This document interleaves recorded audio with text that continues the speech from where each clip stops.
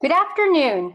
I'm pleased to welcome you to this event, Taking the Pulse of the COVID-19 Economy, New Census Bureau Weekly Surveys, sponsored by the Hutchins Center on Fiscal and Monetary Policy at Brookings.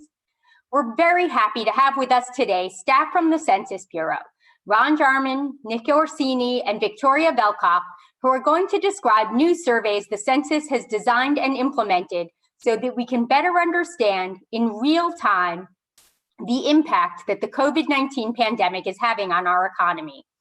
When they're done discussing the new data, they'll join us in a panel discussion moderated by our own David Wessel, director of the Hutchins Center.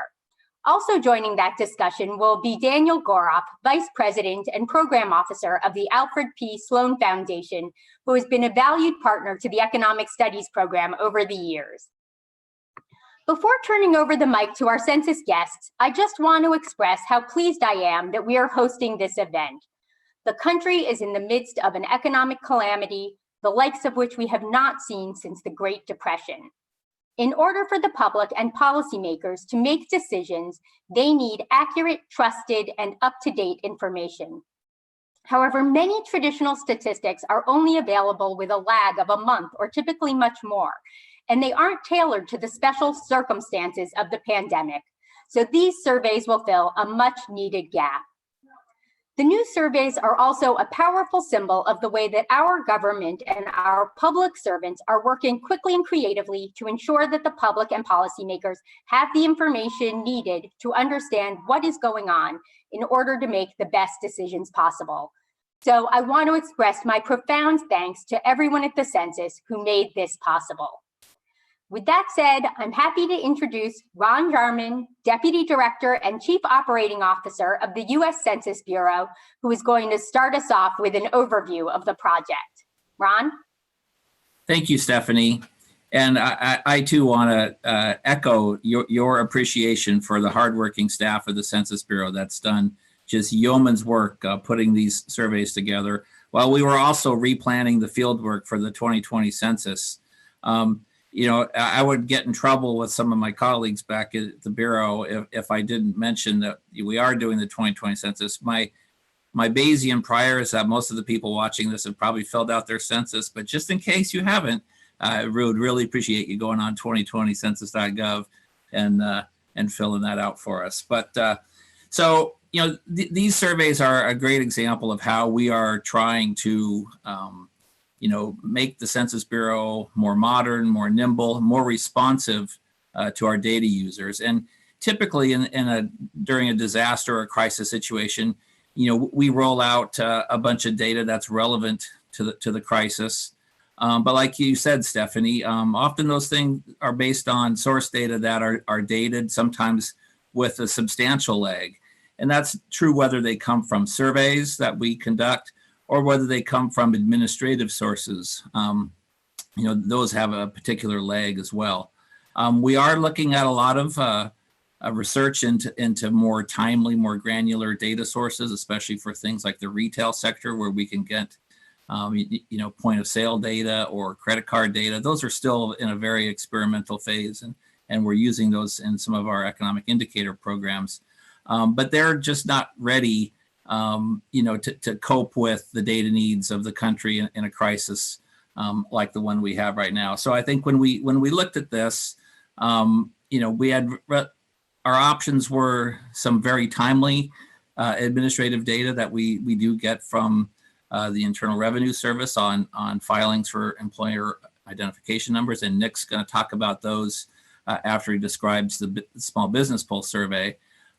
With our business formation statistics, and we're able to take those data with a combination of a modeling and what have you to produce some weekly information from administrative data. But for the most part, most of the things that people wanted to know about in the current COVID-19 crisis, we really needed to go to a survey platform to do that, to get timely and granular data. So, you know, I think we're really fortunate that we were able to find, you know, the resources to do this.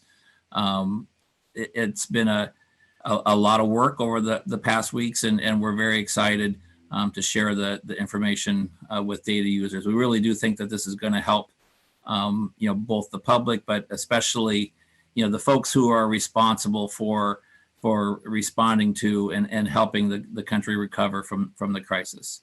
So with that, I'll turn it over to Nick Orsini, who's going to talk about our Small Business Pulse Survey, and then we'll hear from Tori Velkoff after that. So thank you.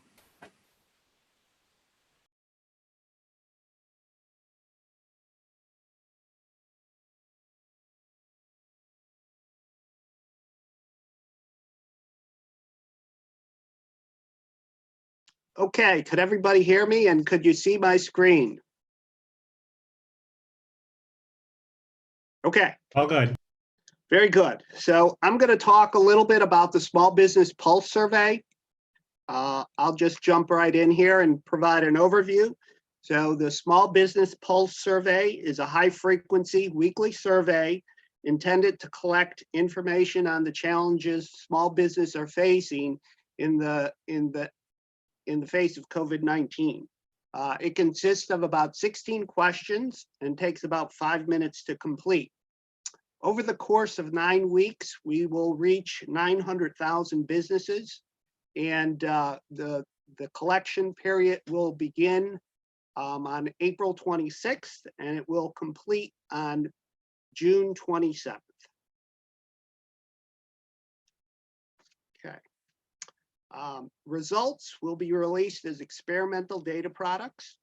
The goal of the survey is to provide some timely, real-time information on the impacts of COVID-19 and demonstrate the Census Bureau's ability to be agile in responding to situations such as this.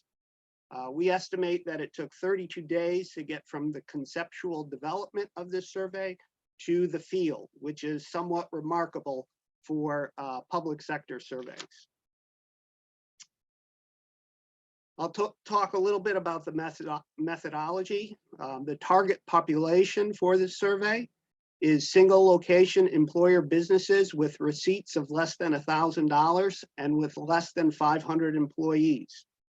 We needed to turn this around relatively quickly, so we used a new concept in order to reach respondents through email only. This definitely reduced the expense in reaching our respondents, and it was somewhat necessary in the face of our National Processing Center being closed.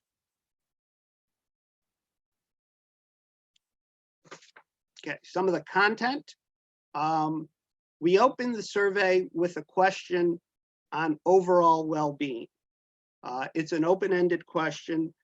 We designed it that way, and we're looking to hear overall, not just specifically in the financial area or based on revenues. We want to get a conceptual overall well-being that the businesses are facing. Then we start with touching on operations. We ask 3 questions on challenges. Then we get into some financial questions.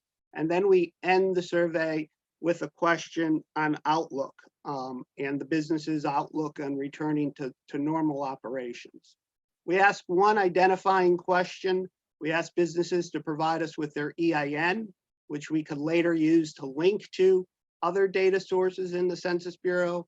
And we could also use it to verify the respondent. Okay.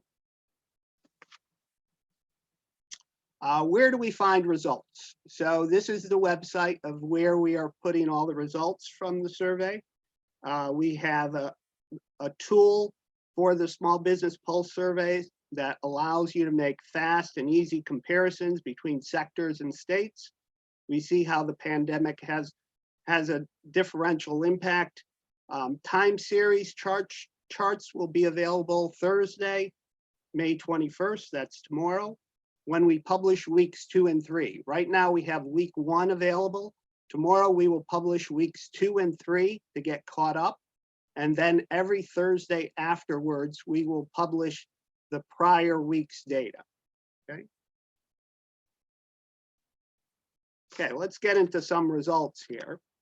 So on the survey, we have an open-ended remarks area where businesses could tell us what they're feeling. So In the first 3 weeks, we've collected over 8,000 remarks each week from businesses. This kind of verified the fact that businesses are eager to tell us how they're feeling.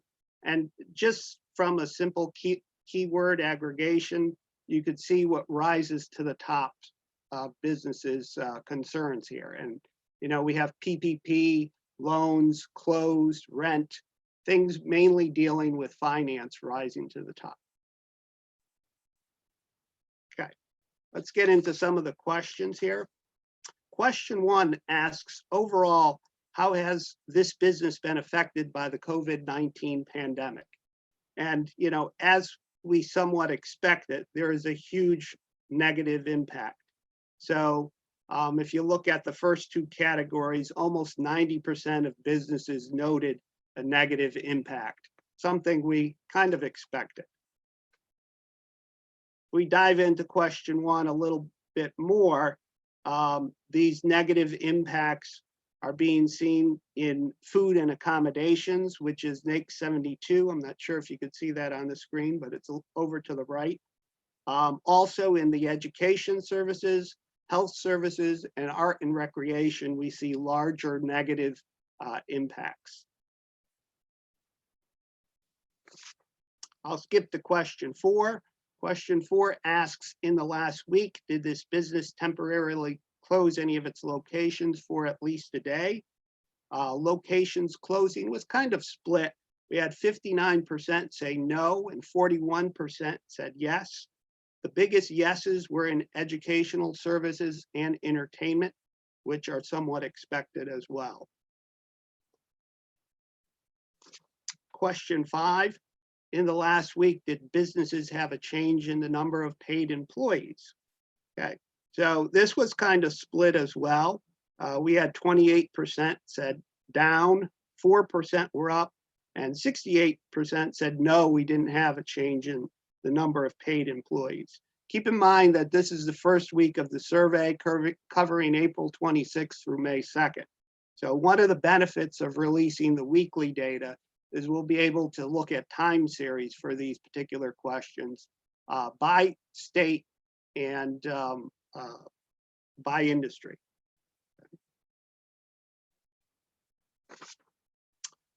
Question 8, in the last week, did this business shift to the production of other goods and services? We had an overwhelming no here with 93% saying no. The biggest yes was in educational services, which had a 20% change. But this gives us the idea that businesses are not able to easily pivot from one industry and one production model to another. So we've heard, you know, about businesses manufacturing ventilators and shifting their production lines. Well, it's not very easy to do according to the results we're seeing. Question 10, how would you describe the current availability of cash on hand for this business? You know, about 66% of all small businesses say they have less than 2 months of cash on hand, which is somewhat concerning, thinking that we're in week 10 of this activity. Okay. Question 13, has this business requested financial assistance from any of the following? And you, let me skip this slide, sorry. And you could see on the left-hand side, overwhelmingly PPP has about 75% of businesses requesting assistance. And I'll quickly go to the next slide, and you could see, digging a little deeper, the highest request for PPP was in food services and accommodation, with over 85% requesting assistance. And the next, which is, you know, the closing part of that discussion, has this business received financial assistance from any of these programs? And we see that over 38% have received PPP, which is about half of those reporting applying for PPP. Just keep in mind that this is not the total universe of those applicants for PPP as received by the agency providing the assistance, but still tells a story that in the first week, about half of those businesses have received assistance. Finally, question 15 gives us an indication of the future. How much time do you think will pass before this business returns to its normal level of operations? And it's somewhat encouraging to see in the first week that only 6% of the businesses say they will never return to their normal levels of operation. Again, we'll see how that changes as the weeks go by and we have a time series to use. Okay, the schedule, our current plans are to run weekly through the end of June. Week 9 will be mailed on June 21st and closed on June 22nd, published on July 2nd. Tomorrow we will be publishing weeks 2 and 3, and I was just told this about an hour ago that we actually released the metro level data. So we're producing data for the 50 largest metropolitan areas, and we're also producing data down to a 3-digit NAICS level. So that is available right now for week 1. It'll be available for weeks 2 and 3 tomorrow. Okay, future. We are currently assessing a potential and the need for a second phase of this. So phase 1, was kind of, we learned some things from phase 1. We had some discussions on the content with our partners, stakeholders who were heavily involved with this. We're now assessing a phase 2. These are some of the content topics that we're considering, and we will continue working with our partners and OMB to keep everyone informed on a second phase of this. Okay, I want to shift gears real quickly to another weekly series we developed as a result of the COVID-19 situation. Our business formation statistics, I'll provide a few slides on these. The business formation statistics are an aggregation of administrative records. They're typically published quarterly, but with a few processing changes, we managed to be able to produce them on a weekly basis. And they're available at a state level on a weekly basis. We publish a total business applications number, as well as 3 additional series each Thursday at noon. So the 3 additional series consist of a high propensity business application. These are businesses that through a model have a greater tendency to actually become employer businesses. We have a business applications with planned wages and also a business application from corporations. Okay, skip to the next. Okay. All right, this is what we've seen over the last several weeks in our business formation series. So definitely seen a significant drop in applications through all the series. However, the total business application series is almost starting to show a positive gain as of last week. So we'll see if Thursday, if that pushes over the 0% mark. Okay, there's also a tool available for the business application series. It provides data at the state and regional level. And all the data is also downloadable. And finally, we have a new visualization that we recently created, which overlays the weekly unemployment insurance claims with the business formation. So you could see the relationship between the lack of business formations and the claims that are within the state. Okay. That's the end of my presentation, and now I'll turn it over to Victoria to talk about the household pulse.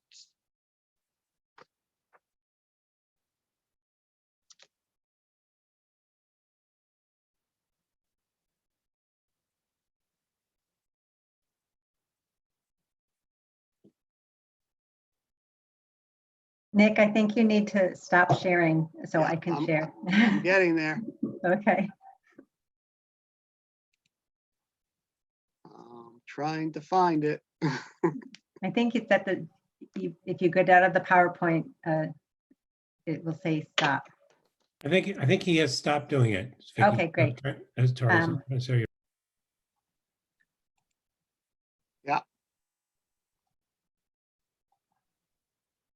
Okay, I think I'm almost there. yep, you're good. Good. Okay, great. Well, we're really excited to be here to be talking about the Household Pulse survey that we put together to measure the social and economic impacts of COVID-19. We really designed this survey so we could deploy quickly and efficiently and collect data on a range of ways in which people's lives were being impacted by the pandemic. And since the environment and circumstances we're operating in are changing so rapidly, we designed this so that we could quickly assess and report on critical issues as fast as possible. We started having conversations about this survey on March 23rd, and we wanted to get into the field as soon as possible. We also worked with partners, our partners in the federal statistical system, so BLS, the National Center for Health Statistics, HUD, the National Center for Education Statistics, Office of Management and Budget, USDA's Economic Research Service. And we are really thinking of this as like a proof of concept to show that the federal statistical system can react quickly to provide data when a pandemic like COVID hits. I'm going to talk a little bit more about the metrics behind, or the methodology behind our survey. We decided to use a platform called Qualtrics, which was being used by people in the research side of the house at Census. It already had a FedRAMP moderate authorization, and it had a Census Bureau authority to operate, so we thought we could use it to quickly get the survey going. As Nick said, our National Processing Center was either shutting down or shut down as we were talking about this survey, so we knew we couldn't mail out a letter invitation like we typically do for our household surveys. So we decided that we would use emailing and text to invite people to take the online survey. So this is something pretty new for us at Census. We have an email and phone contact frame. We match that frame to our master address file. Our master address file has all the addresses in the US in it. And we found that the phone frame had about 1 billion phone address pairs that covered about 88% of addresses in the country. And the email frame contained just under 700 million email address pairs, which covered about 80% of the addresses in the country. And the two frames don't overlap completely, so we wanted to be able to both text and email. We worked very closely with our federal partners to come up with the content. We used questions from existing surveys when we could, but of course we were asking questions about the impact of COVID, so we couldn't always do that. Typically at the Census Bureau, if we're putting in a new question, we do a lot of testing. We didn't have the time to do that, so we did a very rigorous expert review of both the English and Spanish questionnaire and also our contact scripts. The first couple weeks of data collection, we also had an affinity panel test going, which is where people can opt in, and we did some probing around the new questions, particularly on food security and education. And we also did a couple experiments along the way because we're the Census Bureau. One was how to access a Spanish translation, and the other was how best to invite someone to a bilingual survey using email and text. Here's the content. Of course, we have basic demographics. We have a series of questions about employment. So we ask about loss of employment income, expected loss of employment income, if people were working, reasons for not working, if they weren't working, and of course the answer categories for that question has some COVID-related responses. We asked about food security, so we asked about past food sufficiency, current food sufficiency, whether people were getting free meals, where they were getting them from, money spent on groceries, and money spent on prepared food. We also have a series of questions on health. We first ask one's overall health, and then we ask a series of mental health questions. We ask about health insurance, and we also ask about delays in getting healthcare due to COVID. We have a few questions on housing, basic tenure, and then we ask if the person paid their rent and mortgage on time this month and what their confidence about paying the rent and mortgage next month is. And then we have a series of questions on education. So asking about the impact of COVID on how children received education, whether they had access to a computer or a digital device, who provided the device, did they have internet, who paid for the internet, and the hours spent with teachers and hours spent on educational activities. We had a soft launch that led to a full implementation, and this was an interesting learning experience. So on April 23rd, 1 month after we started talking about the survey, we went into the field with the survey, and we call this week 1A. We designed the survey to have a Thursday through Tuesday data collection period so that we could process the data file on Wednesday and send a new sample back out to the contractor on Wednesday to start with data collection on Thursday. That first week, we were only able to send out to 1 email address per MAF ID. Each MAF ID has up to 5 email addresses, but the first week we were limited to just 1. And we were really somewhat disappointed with our response rate. We had about 18,000 responses, and we were expecting quite a bit more. So we went back to the table and we decided we would keep this sample in the field for another week. So we called it week 1B. And what we learned was that the major email providers were sending our email invitations to spam. Our contractor was sending out hundreds of thousands of emails at a time from 1 census address, and they went straight to spam. So we had to work with each of the providers to talk them into not making our emails spam. Luckily, our contractor had a good connection at Verizon and talked to them, and we had someone at Census who could talk to Google for us. That took some time, and we didn't get that resolved until Thursday afternoon of that week. So that week 1B was a Friday through Tuesday data collection. We also were able in week 1B to send out emails to the 4 additional email addresses for each MAF ID. And we implemented a Spanish translation and a bilingual email invitation. For week 2, again, we went out on a Friday, and this time it was because we were starting to text and we needed a unique text number that we could put on our website so people could check to see that it was a legitimate survey, and it took some time to get that number. So we started on a Friday, and week 2 was also the second interview for respondents who had completed the interviews from the first week. For week 3, we have full implementation of text and email, and we went out on Thursday and we closed yesterday at about 6 p.m. To give you some idea of our response rates, for week 1, which is A and B, we sent out about 1.8 million invitations. We got about 63,000 completed interviews and 11,000 partial interviews for about 74,000 total responses. That's approximately a 3.8 response rate. We are expecting a response rate of 4 or 5%, so it's within range. And 15% of the week 1 responses came from sufficient partials. And for the geeks out there, a sufficient partial for us is that when someone completed at least 30% or more of the survey. Week 2 responses, we went out to a slightly smaller sample, just over 1 million. We had about 36,000 completed interviews, about 5,000 partial interviews for just under 42,000 responses. And that response rate was a bit lower at 1.3%, and 13% of these week 2 responses came from sufficient partials. I'm happy to report that we closed out data collection for week 3 last night, and last time I checked, we had 107,000 completed responses. So we'll be doing much better in week 3. And note, week 3 is when we had full implementation of emailing and texting. So we released our data this morning on the experimental data product website. We have data for weeks 1 and 2. We also have static tables for this first data release. They're national level only, and next week we'll put them out for the nation and the states and the 15 largest MSAs. We also have an interactive tool that has national and state data for selected indicators.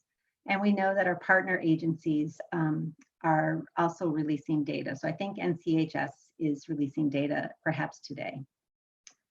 This is just to give you an example of what our interactive tool looks like. We are looking at these indicators over here on the left: loss in employment income, expected loss in employment income, food scarcity, delayed medical care, housing insecurity, and educational attainment.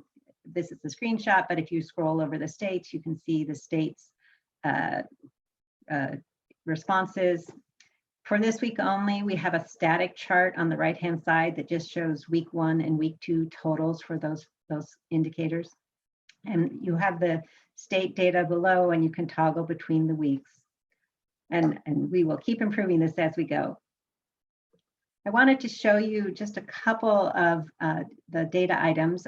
This slide is looking at the percent of households that had at least one person who lost employment income since March 13th. So 46.7% of adults lived in a household where at least one person lost some income since March 13th. That's on the left-hand side. On the right-hand side is expected loss of employment income in the next 4 weeks. So about 38.5% of adults that are living in a household where they think somebody will lose employment income in the next 4 weeks. As I said, we asked several questions about mental health. This one is about the graph on the left-hand side is about feeling anxious. The one on the right-hand side is feelings of worry. And you can see that over half of respondents felt anxious either several days or more and also had feelings of worry for several days or more. And this graph is about food sufficiency.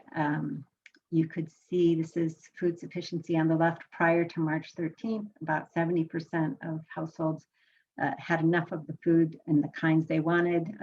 If you look on the right-hand side, it's food sufficiency in the last 7 days, and that drops to about 57.3% who had enough and the kinds of food that they wanted.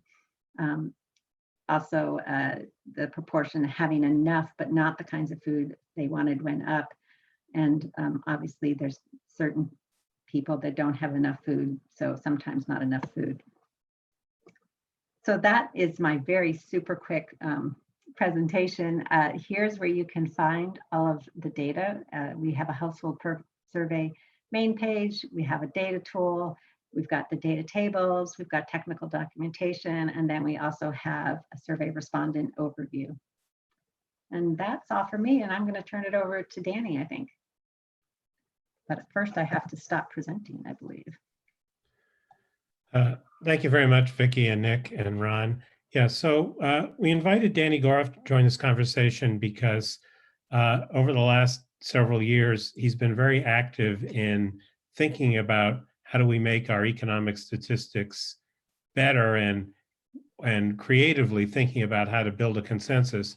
So we asked Danny to talk a little bit about putting these new experimental data into some context. And he has apparently mastered slide sharing. So Danny, the floor is yours.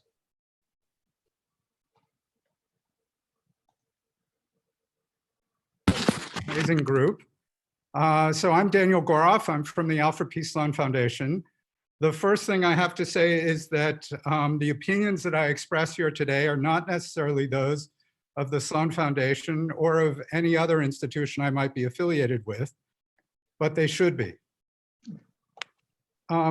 So like most of you, I pray every day for the people who are working on vaccines.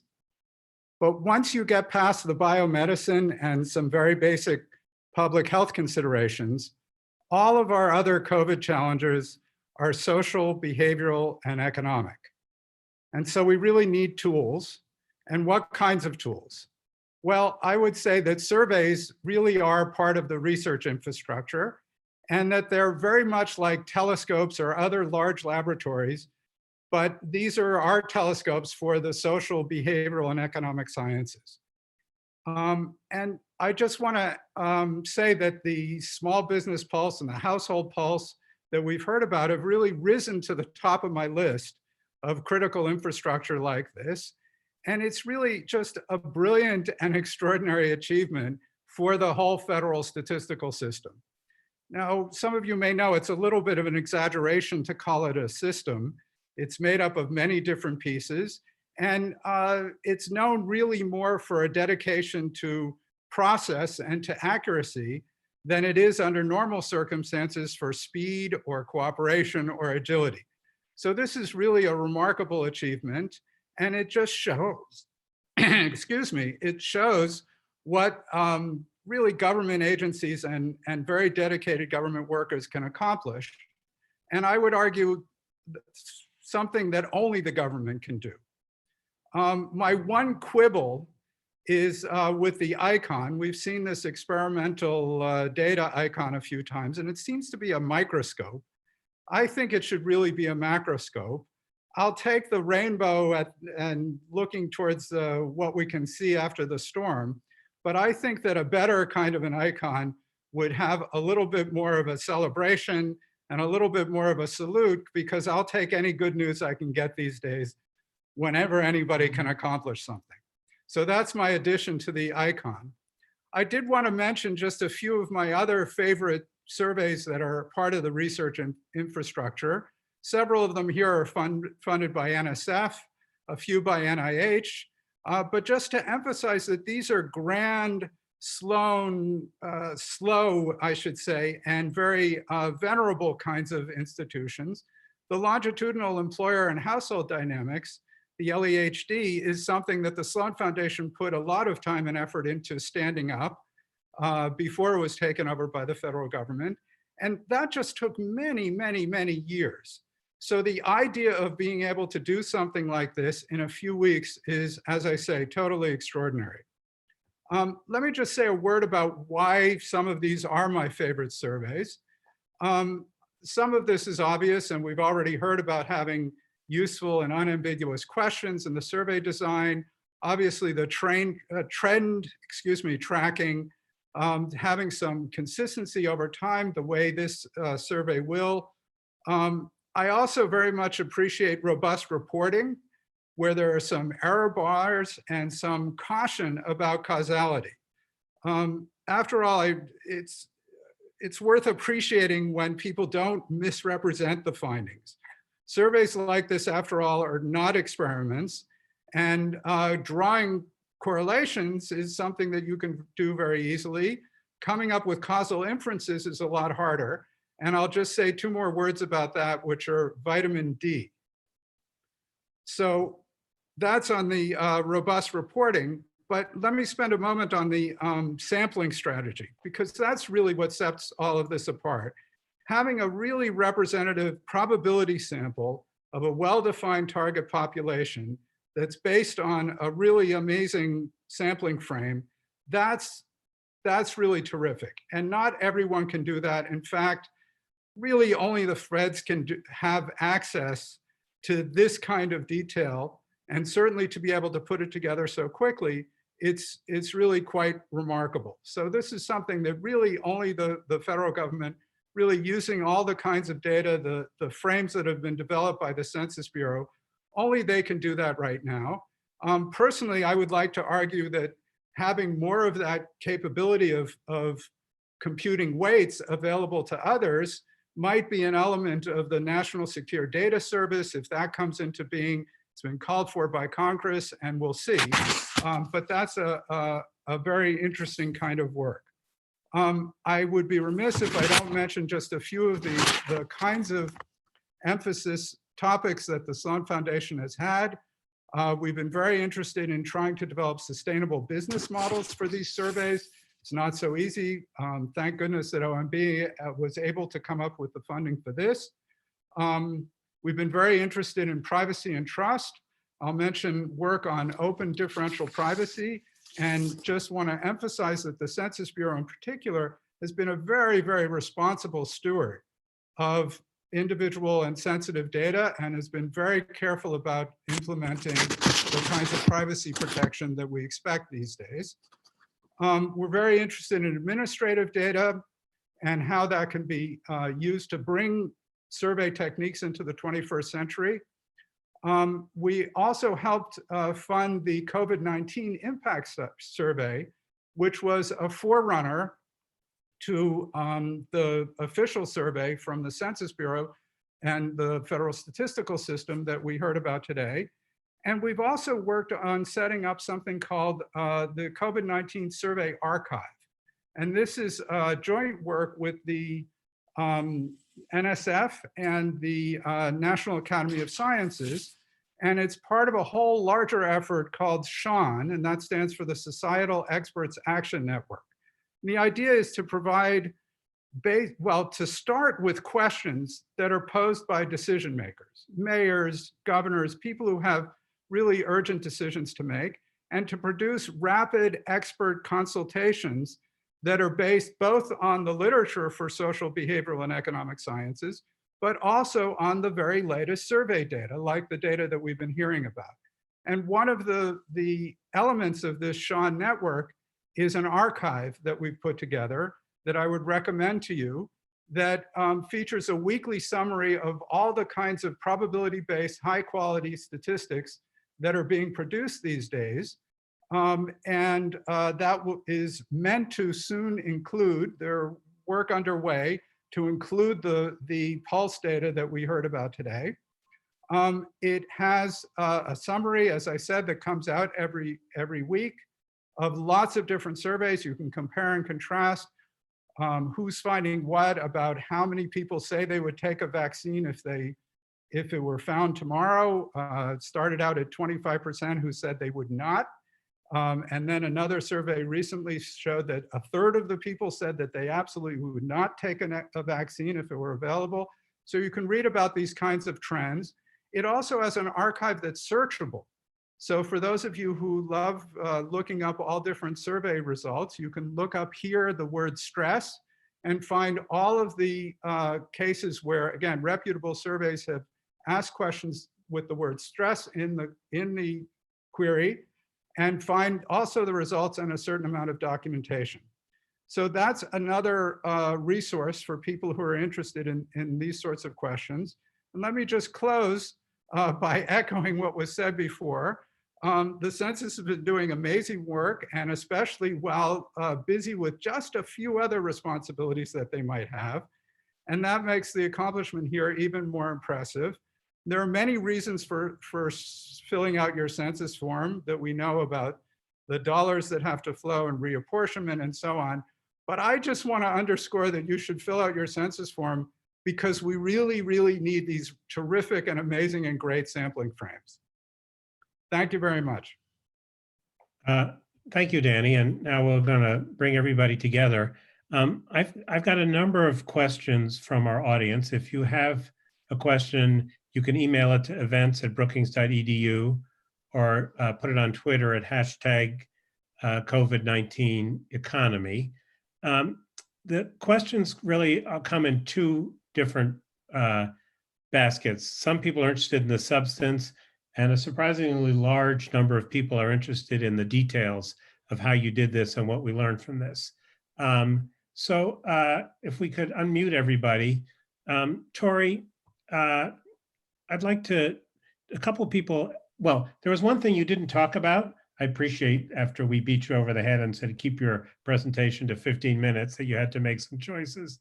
But you asked an interesting question about housing security, whether people were having trouble paying their rent or mortgage on time, are expected to have a problem in the next month. And I wondered if you have those results handy, if you could just share those first. I think I showed them in my presentation, yes? I'm not sure you did, but. Oh, I didn't. I probably, I'm looking, someone can email them to me. Okay, so here I have in the, I have the very nice summary that the Census Bureau did. So why don't you unshare your screen? Okay. So what you found was that about 11% of adults said they had trouble paying their rent or a mortgage on time. Another 3% said they deferred payments. And when asked about the likelihood of being able to pay next month's rent or mortgage on time, 21% reported only slight or no confidence in being able to do that.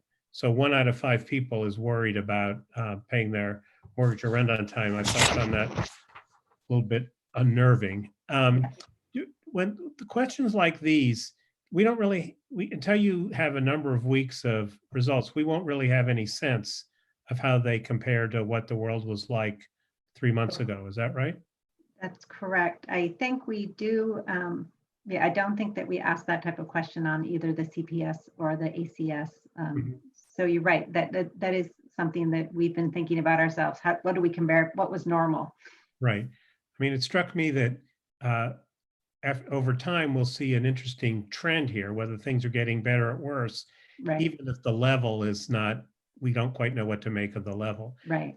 Somebody asked how to look at the Pulse survey questions on employment income relative to the standard unemployment rate that we get every month. So are they just different questions? They're different questions, definitely. It's not an employment rate at all. It is, did you lose employment income, or did someone in your household lose employment income? So clearly different from what the unemployment questions are on the CPS. Mhm. And we were very specific. We didn't want to repeat the questions that were on the CPS. And there may be, I don't know enough about these surveys. This may not be an easy question to answer, or it may be simple, but someone asked, why did you have to go do another survey? Why couldn't you piggyback on the CPS or the ACS, the surveys that are already in the field? So when we first started talking, we actually discussed that. The ACS is a mandatory survey, and so it's very hard to add content to it. And the CPS, of course, is the survey that collects the unemployment rate. We did add questions to the May CPS, but we wanted to get out there and be quick. The CPS takes a while, and it's also, we don't like to rock the boat because it's measuring the unemployment rate. So that's why we chose, I mean, I think Ron remembers us, we had this conversation. I said, let's just start a whole new survey. It will be easier than trying to get it on that surveys that exist already. Mhm. Well, I think one of the other things we wanted to accomplish was week-to-week variation. Yes, exactly. Right, Especially at right. the beginning, this was really a fast-moving situation that we had, and even the CPS is a monthly survey that comes out with a pretty significant leg. If you want to Yeah. provide timely information, this was really the only way we could go. Right. And, Right. and I'll just add that some of the indicators on the economic side usually hit the large companies. They're not really intended for the small businesses, and they're relatively small samples. So this covers a much broader group of small businesses. Nick, somebody asked why on the list of financial assistance that you might get from the government, you don't include the employee retention tax credit. Yes, we've received that question already, just when we released the data. So the honest answer is that we were not really aware of that program, and our partners were not aware of it, and we didn't include it. So that's definitely something we'll consider for a phase 2. See, now, so as I understand it, you have an email address on a lot of businesses, right? Correct. And so, but they're based on the 2017 economic census, is that right? That is basically where we're getting them. If we get updates through the other surveys, we'll try to incorporate those. And that's what we did also. We looked to see if there were updated email addresses based on some of our annual programs.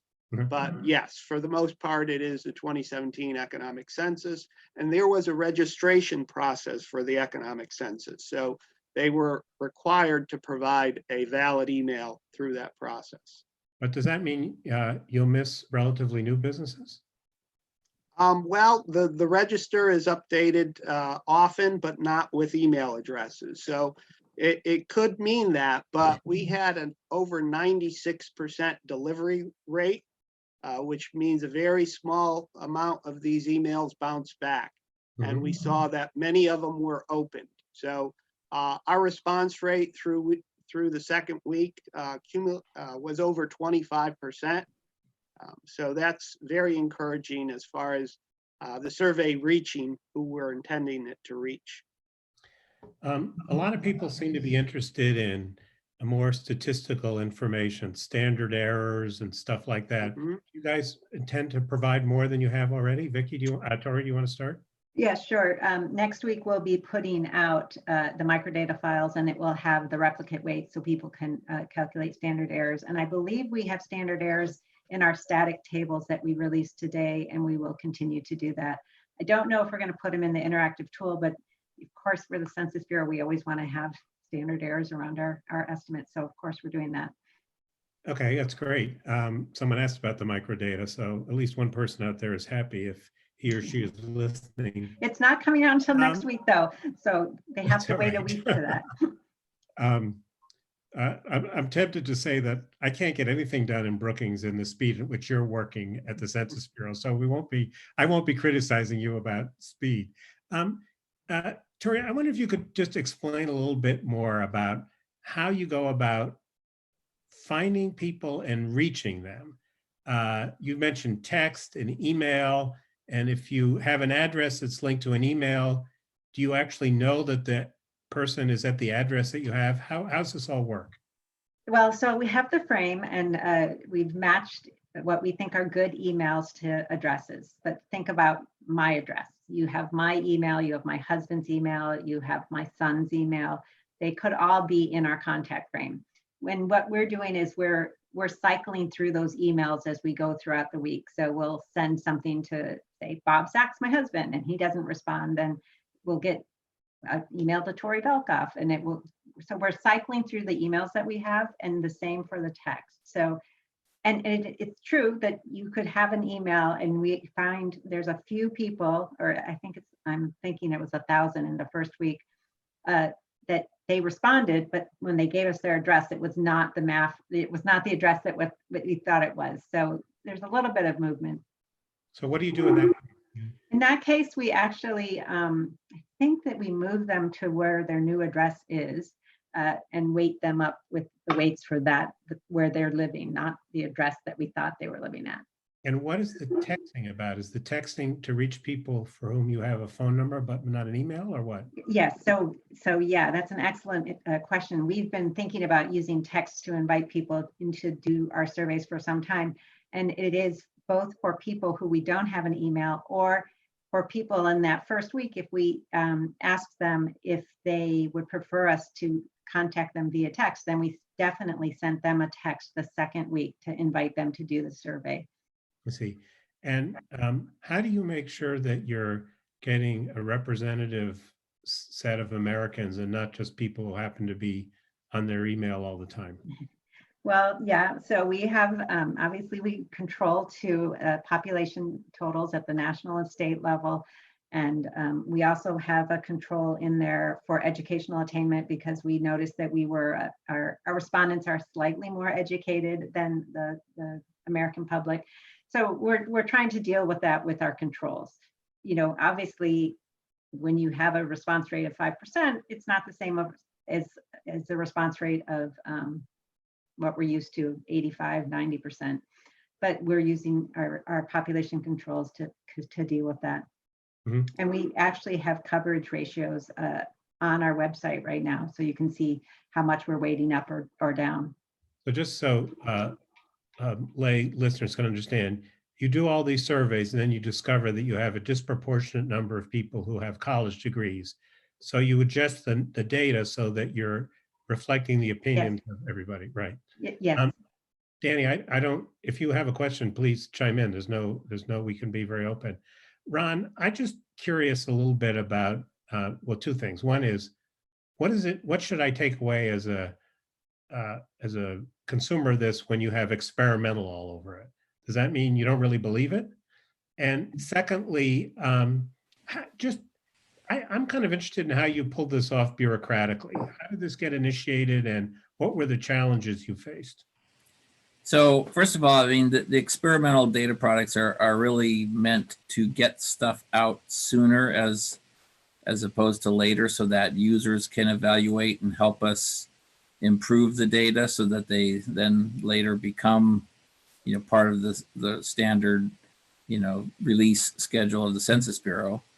Clearly, obviously a brand new survey with a 5% response rate is not going to get the same imprimatur from the Census Bureau as the CPS or the ACS, right? So, this is an attempt to do something to get, good, solid, reasonably, carefully constructed information that maybe doesn't have all of the bells and whistles from a quality perspective as some of our baseline surveys do, but get it in the hands of people, see what they find useful and what they find objectionable about them, and can we then improve them over time. So, I think this is just trying to be more nimble and get data in people's hands quicker is the main thing that we're trying to do with the experimental data series. the bureaucratic, we had to go through the same paperwork reduction activities with the Office of Management and Budget that we normally do. And so it wasn't just our staff that had to work extra hours for this, it was them as well. And so we really appreciate their dedication and working after hours and on the weekends to help us get what we all collectively, I think, thought were important surveys for the country to get out into the field. And so, obviously, going forward, to do these, as a sort of an ongoing thing in times of crisis, ways that we could streamline that process would be something that I think we should look into. We're thinking that we could sort of pull surveys like this up, on a much more localized basis in the case of, say, a hurricane in South Florida or something like that, where you really wanted to get some timely information about what people are doing, the folks that were impacted. So, we think that this is a nice model. We'd like to continue it. But obviously anything that we can do to lower the cost of doing so would help a lot. And correct me if I'm wrong, but so I see a lot of surveys reported in the press. Some of them are of the quality that was on the Sean site that Danny mentioned. Some of them are a little frightening given when you see that they surveyed 14 people who have the last name beginning with the letter S. Compared to what is out there, this is a large number of people you're reaching compared to the stuff that you see ordinarily, right? Yep. Yes. I mean, when we had that response rate of 18,000 and we were very disappointed, I kept saying, but 18,000 is a lot of people. And now for week 3, we have 107,000 people that responded to this survey. Right. I just wanted to add to what Ron said. Please. The fact that these were experimental really gave us the opportunity to try new things and make tweaks as we went along. And I think that was really a new way of thinking for us at the Census Bureau to be like, oh, well, that's not working. What can we change the script? Can we try this? And it seems to be paying off now. So I think one quick thing is, even when these go away, some of the things that we've learned about using emails and text messaging will probably migrate to some of our more baseline surveys. So I think this was a lot of valuable learning happened in this over and above just, doing the poll surveys. Yeah, and I'll just add to that real quickly is that we've used email very sparingly for some of our monthly indicators. I hope this is a signal to use it more broadly. It is also definitely a cost saver, to email individuals and businesses rather than sending out hundreds of thousands of pieces of paper. Yeah, no, I see this as a really huge step forward in what all kinds of surveys can do to try to reach people and to get a representative sample in a less expensive way than knocking on doors or other methods.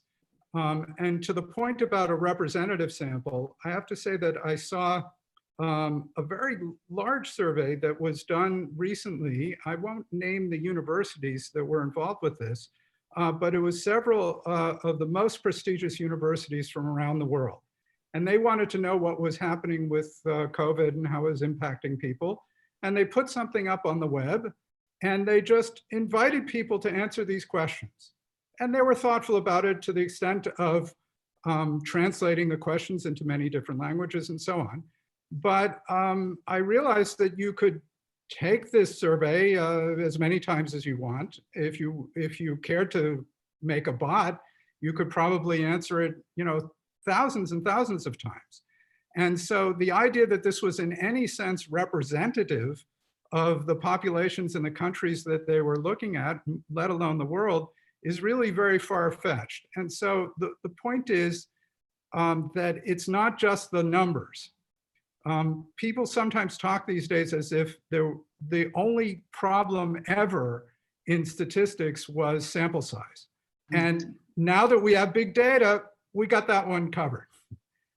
So the sample size is certainly important, and this is certainly an impressive sample size to be sure.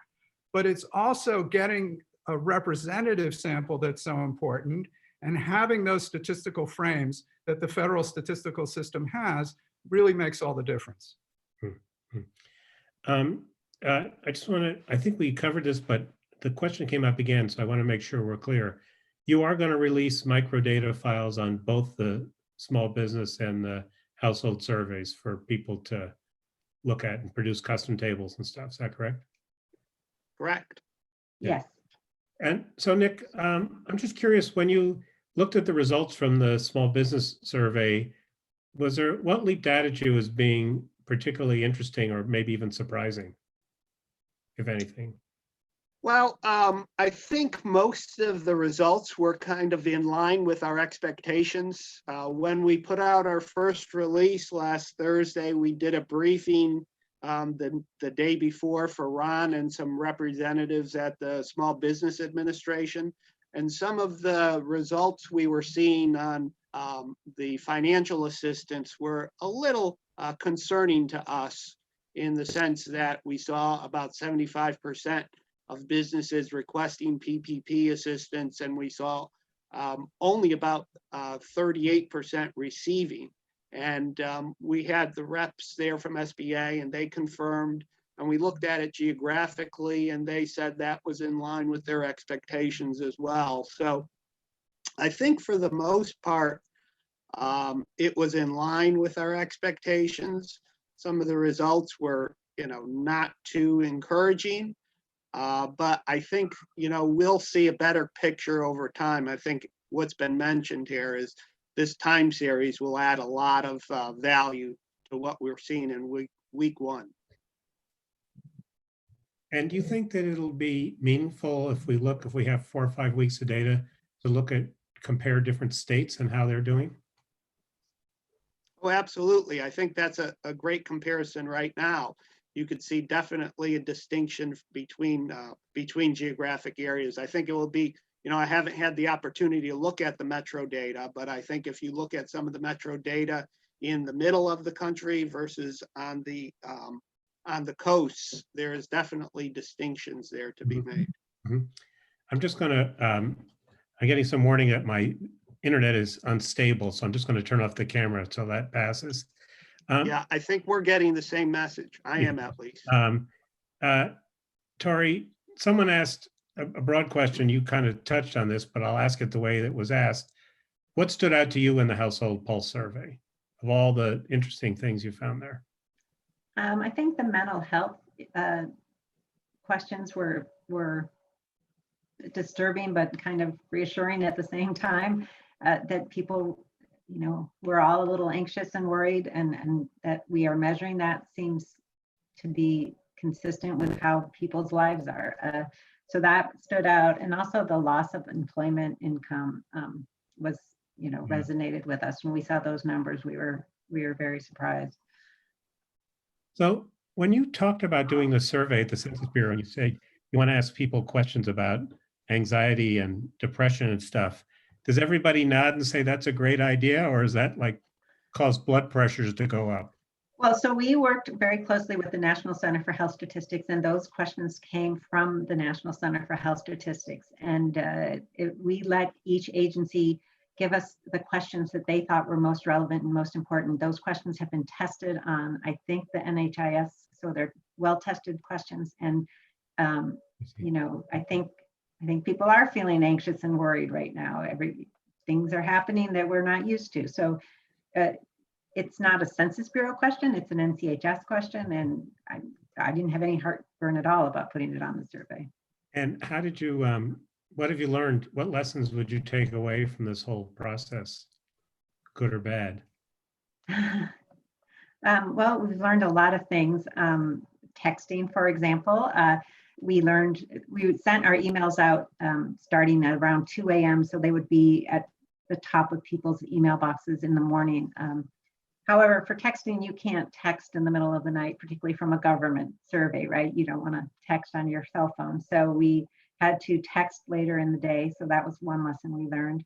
To text, you also, to get the survey invitation into the text, you have to have a very short message. So we got very creative about inviting people into a survey on a text. So I think just using texting and emailing, since we haven't done that on our surveys, was really, it's useful. And I've already started talking to the American Community Survey about what we're learning about texting, because I know they've been looking into it for a while. Ron, is there anything you think we should touch on that we haven't? No, I think we've covered it. I mean, I think, you know, Danny's point about the frames is an important one, and maybe I'll just put it differently here.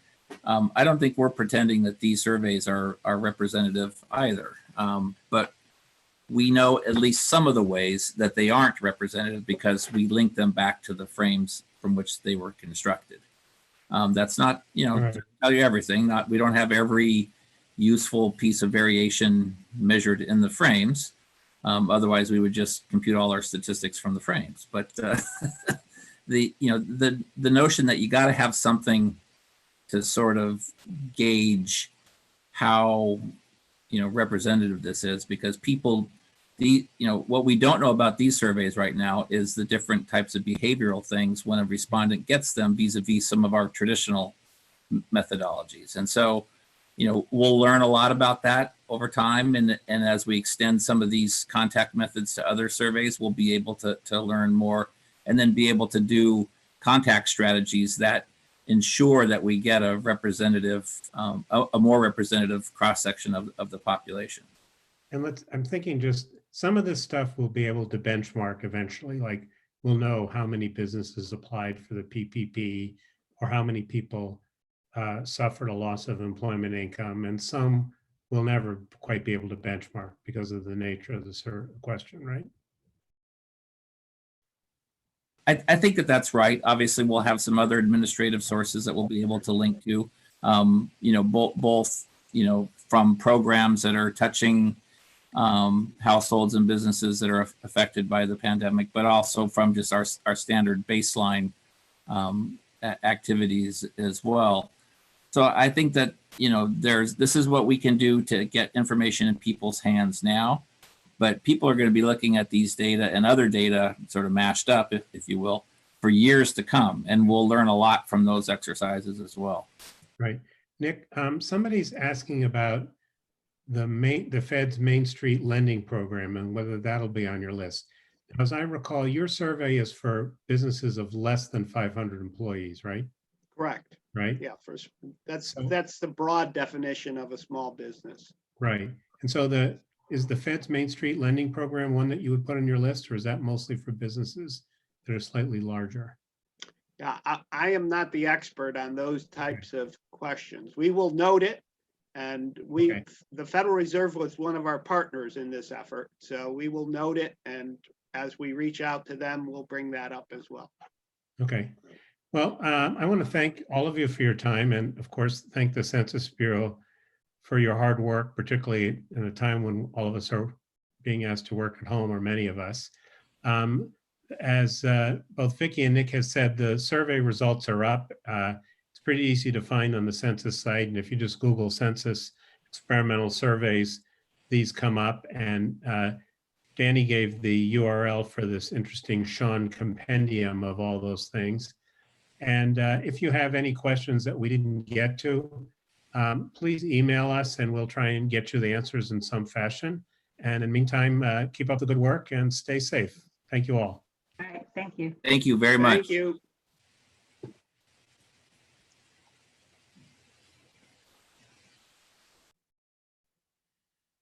Oh.